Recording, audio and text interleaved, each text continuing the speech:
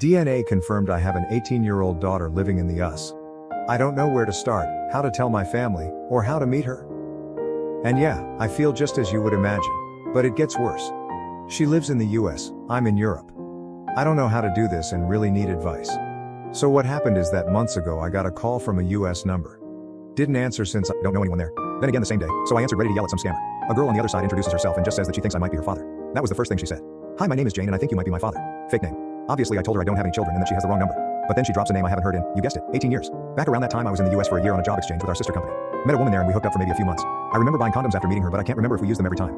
Anyway, I gave her my non-US number but never heard from her again. The girl on the phone asks me if my name is OP and I freak and almost hang up on her. She tells me more about her mother and I just sit there like an idiot. She'd found my name and number in her mother's diary, and now as she turned 18 she wanted to contact me. She lives with her relatives now since her mother is unable to take care of herself for some reason. I still don't know the details there. She asked me if I'd be willing to do an ancestry DNA test and even offered to pay for it. She ends by saying I should think about it and ask if she can call me again. I just say sure and we hang up. I swear I was about to faint right there and then. The whole conversation lasted only like 5 minutes. I end up taking the test and we talk a few more times. The test took forever, but yesterday she sent me a screenshot of her profile matching 50% of mine. I mean, that's just it, right? We haven't spoken since, just messaged some. I lied and told her I've been busy and we'll talk later, which now makes me feel like an ass. Up until this point I've kept it together, holding on to the thought that I'm probably not the dad, but now I can't deny it. It's probably been half my life since I last cried. I haven't told anyone this. I was kinda hoping the DNA test would come back negative and then I wouldn't have to. How to even break this to my family? I just know they'll all want her number so they can call her and then they will start flying over to see her or bringing her here. They're really pushy like that. My mom is going to freak out. I don't see my family more than a few times a year, but we'll all get together during Easter. Should I do it then with all of them at once or one at a time? I have a picture of Jane, but not much more info than what I've written here. I'm the youngest sibling and now I suddenly have the oldest of the cousins in the next generation. And I never wanted kids at all. I just don't like them and hate being tied up. Even had a vasectomy since then. And that's the easy part.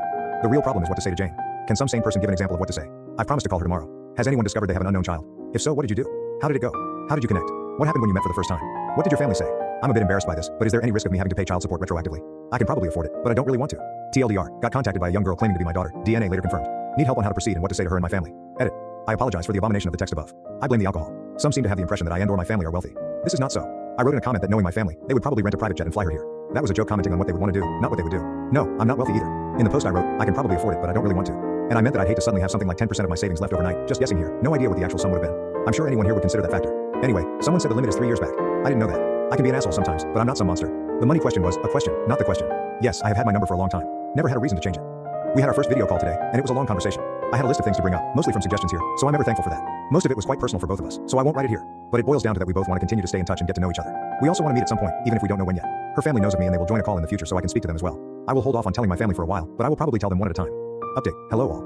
A while back I made a post asking for advice. Back then I had just had it confirmed by DNA that I had a daughter I never knew about. I called her Jane in the other post, so I will be here too. Jane is the result of me hooking up with a woman while I was in the US working. It was really interesting to read about others' experiences in the comments and DMs. It's crazy what DNA tests have done in recent times. Some wrote that Jane is probably just a kid looking for her roots and you were absolutely right.